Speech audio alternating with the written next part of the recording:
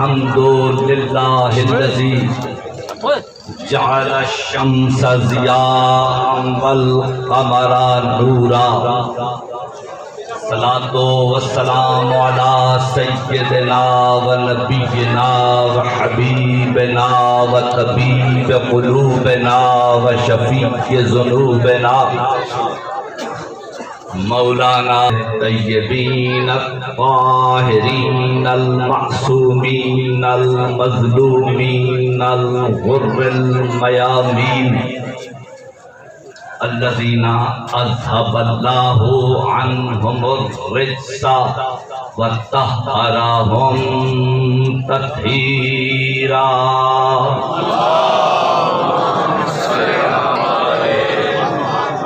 اما بعد فقد قال اللہ سبحانہ وتعالی بسم اللہ الرحمن الرحیم محمد رسول اللہ والذین معه انہم تراہم رکعا سجدا یبتغون فضلا من اللہ ورضوانا سیماہم فی وجوہہم من اثر السجود صلوات۔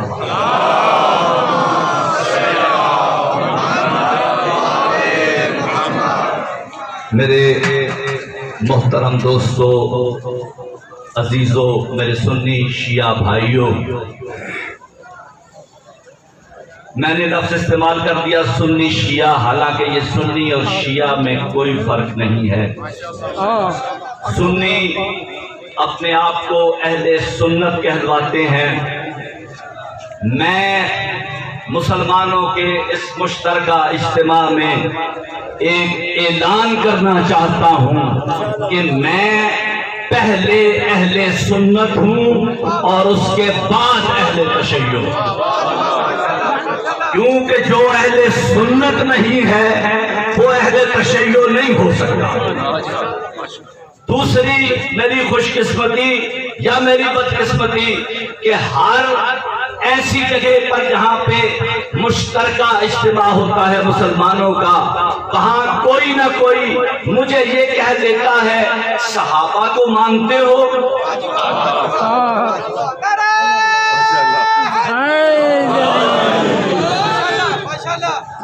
نہیں، یہ نعرہ اتنا آہستہ کیا آپ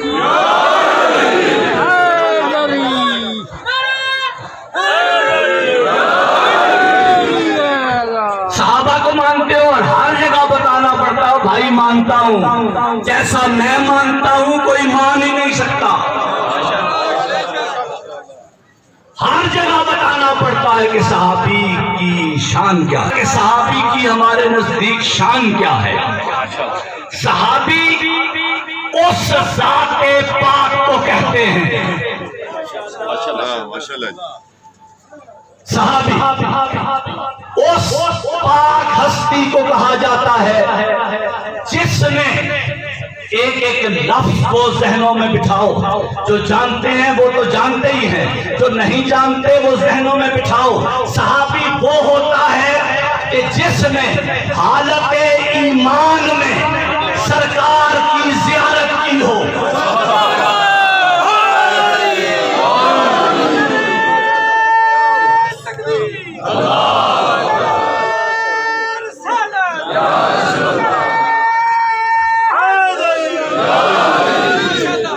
حالت ایمان میں جس نے حضرت محمد مصطفیٰ احمد مجتبیٰ صلی اللہ علیہ وآلہ وسلم کی زیارت کی ہو، حالت ایمان میں سرکار کو دیکھا ہو، اور جب وہ اس دنیا سے رخصت ہو تو اللہ بھی راضی ہو، محمد و آل محمد بھی راضی ہو۔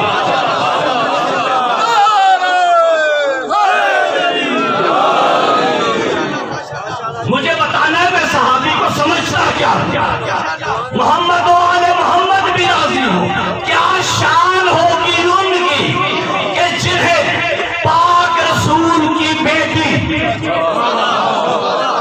خیر کثیر کا مصدر طاہرہ مطہرہ بی بی عالمین میں جس سے بڑھ کے کسی کی عزت نہیں ہے، وہ بی بی سیدہ کسی صحابی کو چچا کہتے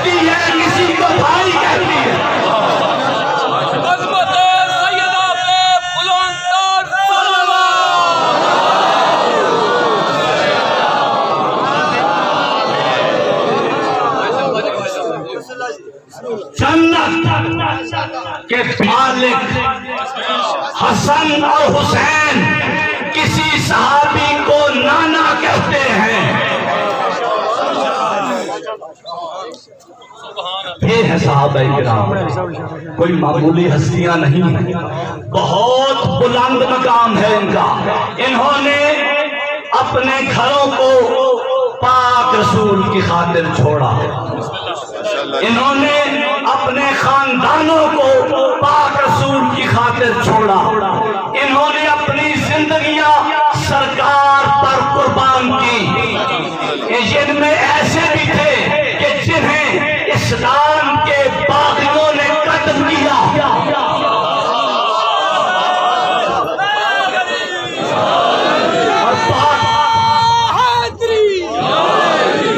اور پاک رسول نے یوں بلا کے کہا عمار ادھر آ، تجھے باغی قتل کریں گے.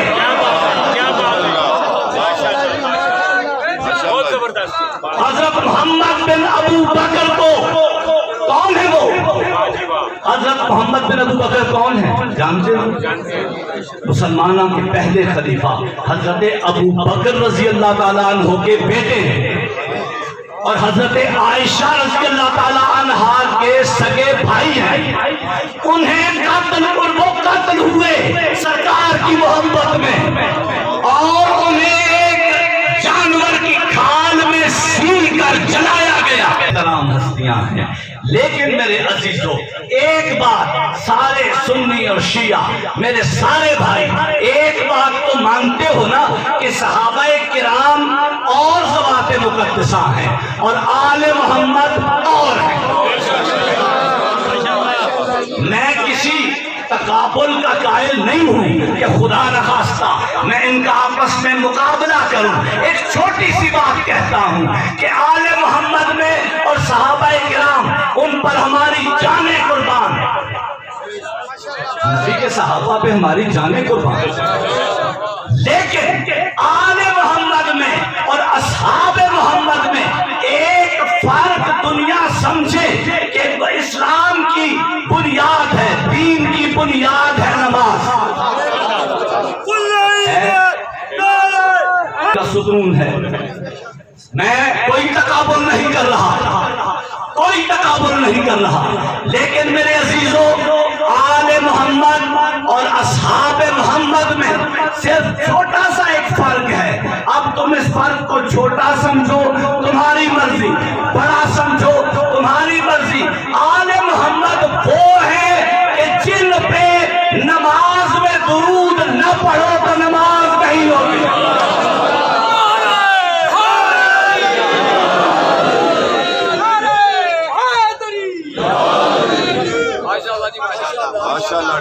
نماز نہیں ہوتی ہے. بہت قابل احترام ہستی ہیں صحابہ کرام. زبردست. دیکھو میں نے کہہ دیا ایک بات بھی آج کسی شیعہ مصدر سے نہیں کہوں گا. آج 5-7 منٹ اور مجھے پڑھنا ہے. امام احمد بن حنبل نام سنا ہوا ہے، بہت بڑے عالم دین. ان کے بیٹے نے ان سے پوچھا، بیٹے نے پوچھا کہ بابا حضرات صحابہ کرام میں سب سے بلند ہستی کون سی ہے؟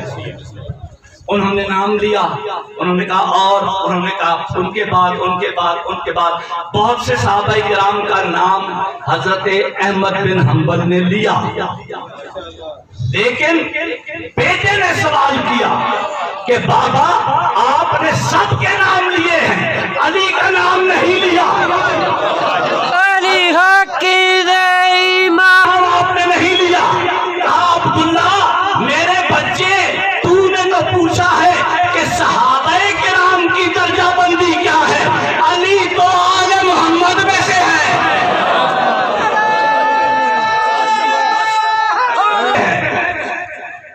حضرت عائشہ رضی اللہ تعالیٰ عنہا اپنے گھر میں تشریف فرما ہے، مولا علی بھی ہیں کہ اتنے میں ان کے بابا حضرت ابو بکر تشریف لائے اور بیٹی سے وہ گفتگو فرمانے لگے. बीबी ने पूछा कि बाबा बातें आप मुझसे कर रहे हैं, देख अली की तरफ रहे, ये सिलसिला क्या है? कहा बेटा आयशा अभी अभी पाक रसूल के पास से आया है, रसूल ने कहा है अन्नज़्रु इला वजहि अली इब्न अबी तालिब इबादा। मेरी बच्ची अभी पाक रसूल ने फरमाया है कि अली के चेहरे की तरफ देखना इबादत है। कहा बाबा अली सामने ना हो, अली सामने ना हो। फिर कहा बेटा रसूल ने फरमाया है कि अली से मोहब्बत करना इबादत है, अली का जिक्र करना इबादत है। बाबा अगर कोई अली का जिक्र न करने दे तो हजरत अबू बकर ने फरमाया कि रसूलुल्लाह ने फरमाया है कि तब अली से मोहब्बत करना इबादत है।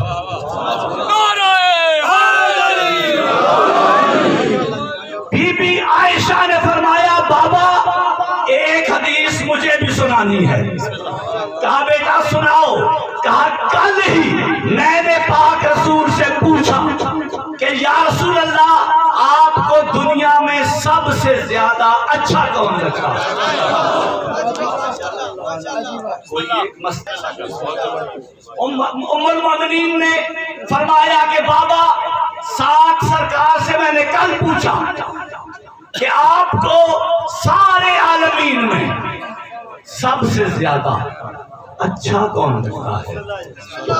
पाक रसूल ने फरमाया कि आयशा मुझे फातिमा से ज्यादा कोई प्यारा नहीं। अज़मत सैयदा पे बुलंदतर सलावत।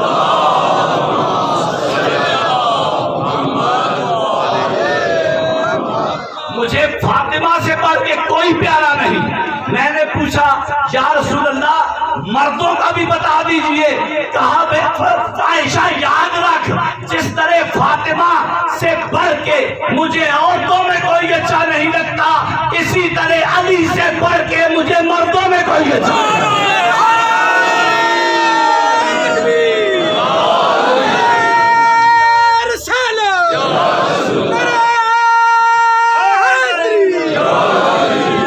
क्या कमाल का मंजर होगा। बीबी ने हदीस खत्म की, हजरत अबू बकर ने एक और हदीस सुनाई। कहा बेटा पाक रसूल ने एक और बात भी कही है। बीबी आयशा ने पूछा बाबा जान क्या फरमाया है रसूलुल्लाह ने? कहा आयशा मेरी बच्ची रसूल ने फरमाया है ला यजूज़ु अहदन सिराते इल्ला मन कतब लहु अली जवाज़। मेरी बच्ची पाक रसूल ने फरमाया है कि सिरात के पुल से कोई नहीं गुजर सकता, सिरात के पुल से कोई नहीं गुजर सकता जब तक उसके हाथों में अली का लिखा हुआ परवाना ना हो।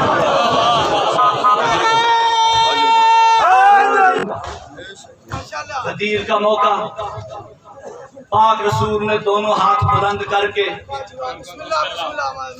ये तो इतना मशहूर हो गया है कि उलमाए किराम को उनकी जमातों से निकाला जा रहा है।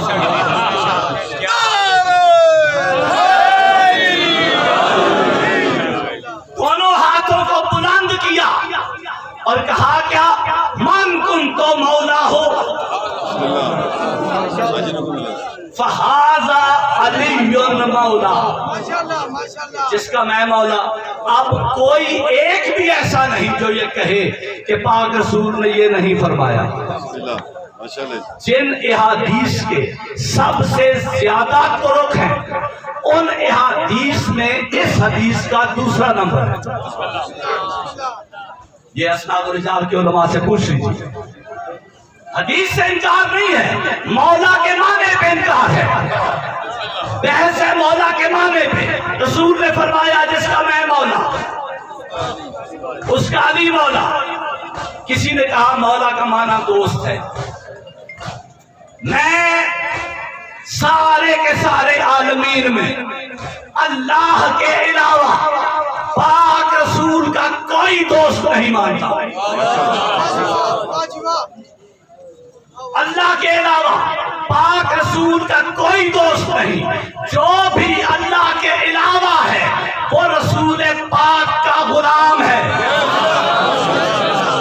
جسے رسول کا ساتھی ہونا چاہیے تھا وہ بھی کہتا ہے انا عبد من عبید محمد, میں محمد کے غلاموں میں سے غلام ہوں.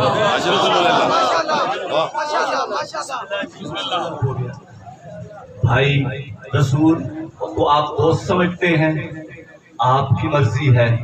ہم تو دوست نہیں سمجھتے, ہم تو آقا سمجھتے ہیں, ہم تو مولا سمجھتے ہیں. رسول نے کہا جو مجھے سمجھتے ہو وہی علی کو بھی سمجھنا. علی اگر تم رسول کو دوست کہتے ہو تو علی کو بھی دوست کہو.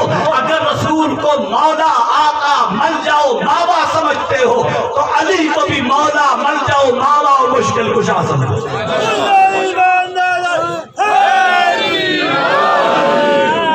آخری جملہ ہے حضرت عمر رضی اللہ تعالیٰ عنہ فرماتے ہیں کہ ہم جب مومن اور منافق میں پہچان کرنا چاہتے ہیں,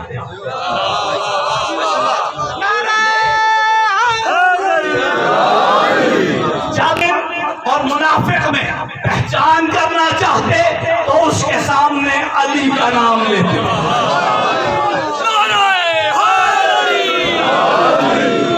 حضرت عمر فرماتے ہیں کہ ہم اس کے سامنے علی کا نام لیتے.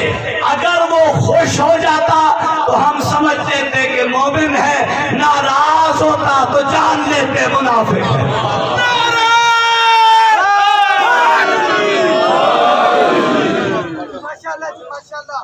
علی کا پوتا